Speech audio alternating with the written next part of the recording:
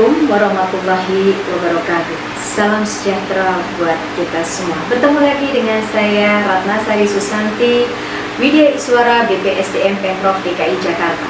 Bagaimana kabarnya Bapak Ibu sekalian? Masih semangat ya kita belajar penyusunan pelaporan keuangan berbasis akrual di SKPD atau UKPD Bapak Ibu sekalian. Baik Bapak Ibu sekalian, bahwa mengingat video yang lalu kita mempelajari tentang dasar hukum, sejarah, manfaat, dan tujuan penggunaan basis akrual. Pada sub materi hari ini yang saya akan berikan adalah tentang standar dan kebijakan akuntansi pemerintahan.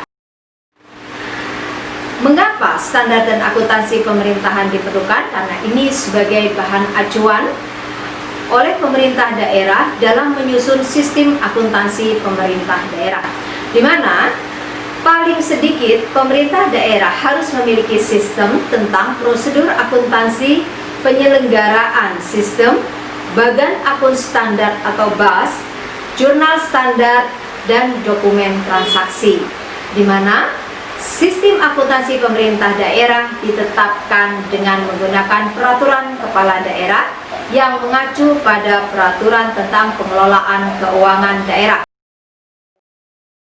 Baik Bapak Ibu sekalian, sekarang kita menginjak tentang apa itu standar akuntansi. Sebagaimana tertuang di dalam PP atau Peraturan Pemerintah Nomor 71 Tahun 2010, bahwa standar akuntansi adalah prinsip-prinsip akuntansi yang diterapkan dalam menyusun dan menyajikan laporan keuangan pemerintah yang terdiri atas laporan keuangan pemerintah pusat maupun laporan pemerintah daerah. Standar ini mengatur untuk dua, ya, baik di level pemerintahan pusat maupun di level pemerintahan daerah. Di dalam standar akuntansi pemerintahan saat ini terdapat 14 prinsip standar akuntansi. Yang terakhir mengatur tentang aset tak berwujud. Standar dikenal di internasional bahwa standar akuntansi kita atau International Public Sector Accounting Standard itu ya, telah diakui oleh negara luar sebagai standar atau sebagai acuan kita dalam menyusun laporan keuangan di pemerintahan Negara Kesatuan Republik Indonesia. Adapun penjelasan-penjelasan teknis lainnya terdapat di dalam buletin teknis. Bapak Ibu bisa download di Komite Standar Akuntansi Pemerintahan.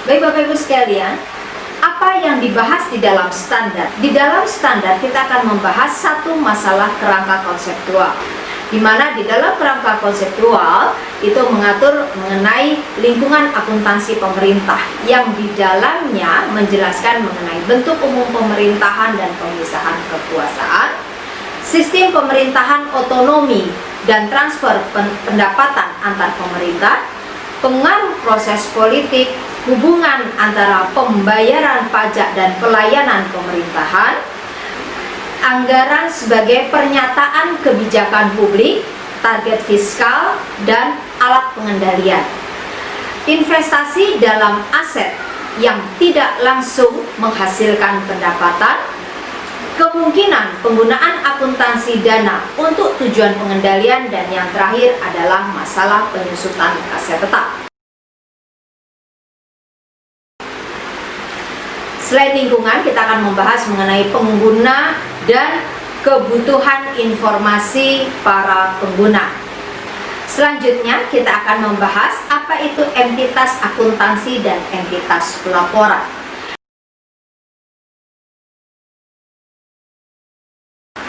Entitas akuntansi di tatanan pemerintahan Pemprov DKI Jakarta adalah entitas atau satuan kerja yang menyelenggarakan, melaksanakan, menyusun laporan keuangan guna pertanggungjawaban atas kegiatan-kegiatan yang dilakukan selama tahun anggaran. Ya. Sedangkan entitas pelaporan adalah terdiri dari beberapa entitas akuntansi, sehingga menjadi satu kesatuan laporan yang utuh atau komprehensif. Bisa saya katakan bahwa entitas akuntansi itu ada di SKPD-SKPD, Sedangkan entitas pelaporan adalah laporan seluruh daripada SKPD ditambah dengan laporan yang dihasilkan dari PPKD selaku kuasa bendahara umum daerah.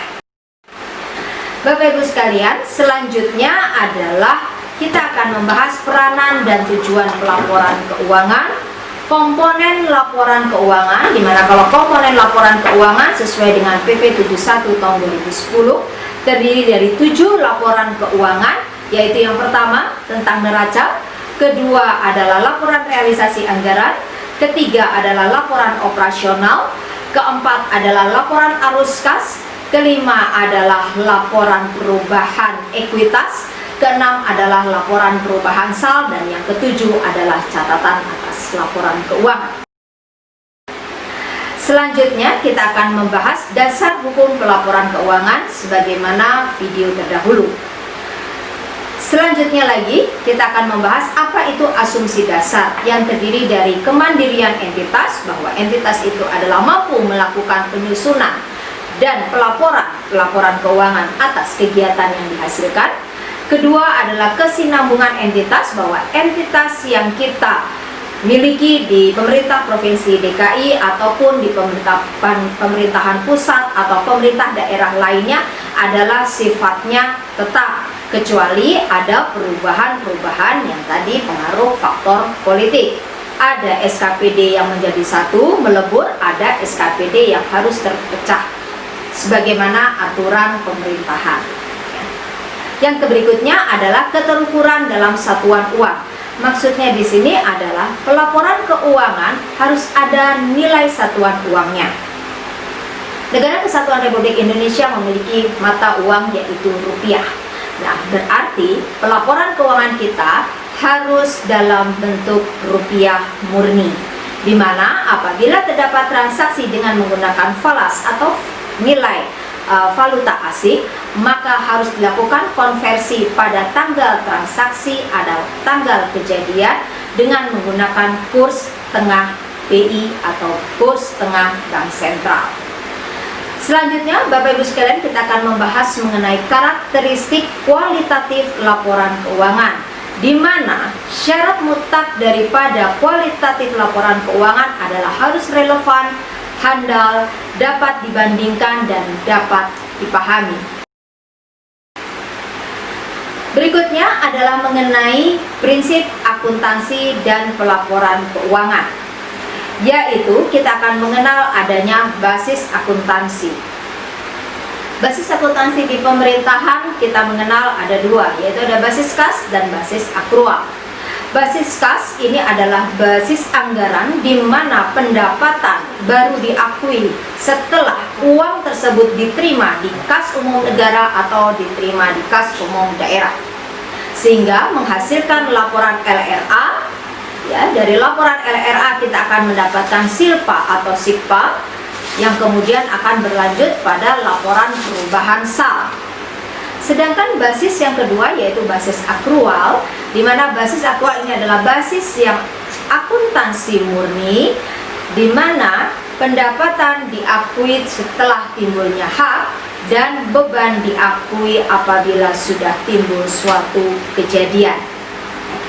Sehingga laporan yang dihasilkan pada basis akrual atau basis dengan akuntansi murni adalah laporan operasional, sehingga menghasilkan surplus atau defisit LO, yang ini akan terbawa ke dalam laporan perubahan ekuitas dan dilanjutkan ke dalam laporan neraca.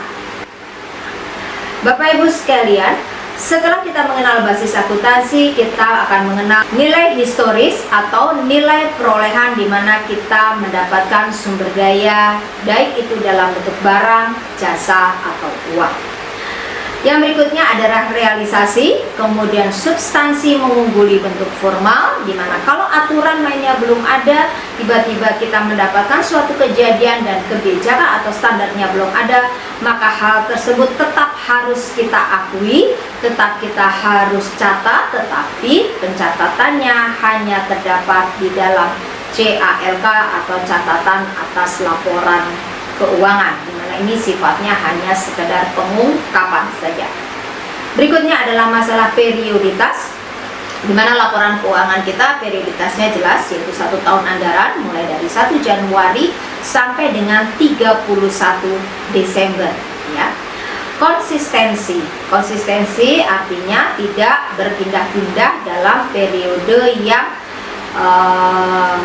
sangat singkat. Jadi konsisten dalam hal penggunaan, misalnya saja nanti pada saat penyajiannya, kemudian dalam hal pengukurannya, penilaiannya, kita harus konsisten menggunakan apa yang kita akan pilih nantinya, dan itu akan dituangkan di dalam kebijakan. Selanjutnya adalah pengungkapan dengan lengkap ya. Ini harus diungkapkan di dalam CALK dan penyajian yang wajar.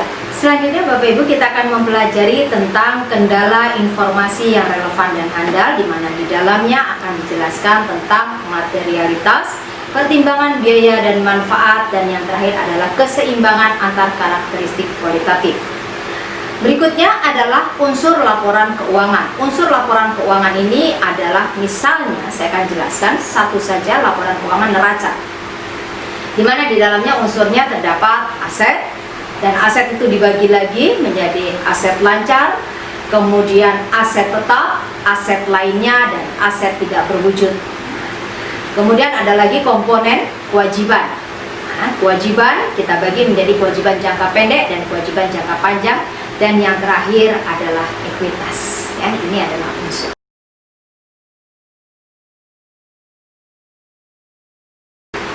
Bapak Ibu sekalian yang saya hormati, baik standar maupun nanti akan saya jelaskan kebijakan, di dalamnya sama-sama harus menjelaskan keempat hal. Apa empat hal itu? Yang pertama adalah tentang definisi. Definisi dari macam-macam akun itu apa saja. Setelah definisi, bagaimana akun tersebut diakui atau pengakuan. Dan yang ketiga adalah masalah pengukuran atau penilaian, begitu ya, terhadap akun tersebut. Dan keempat, bagaimana cara pengungkapannya di dalam catatan atas laporan keuangan.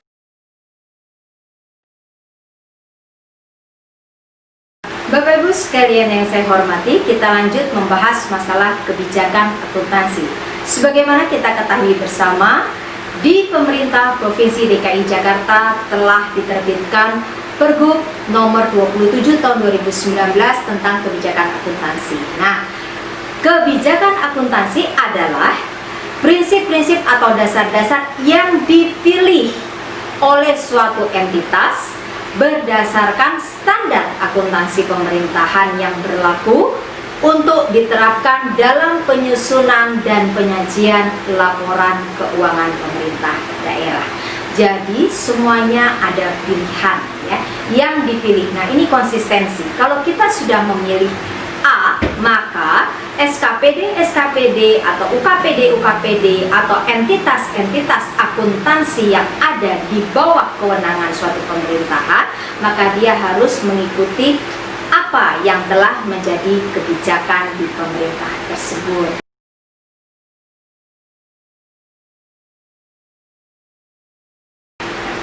Apa tujuan kebijakan akuntansi? Yang pertama, kita mengenal ada dua tujuan, yaitu pertama sebagai acuan penyusun laporan keuangan, dan yang kedua adalah sebagai acuan pemeriksa dalam memberikan pendapat. Demikian Bapak Ibu sekalian, hal-hal yang saya bisa sampaikan tentang standar dan kebijakan akuntansi. Selamat belajar dan jangan lupa subscribe dan ting tanda belnya ya. Terima kasih atas perhatiannya dan ditunggu momen berikutnya tentang peranan akuntansi yang lebih detail lagi. Sampai jumpa. Wassalamualaikum warahmatullahi wabarakatuh.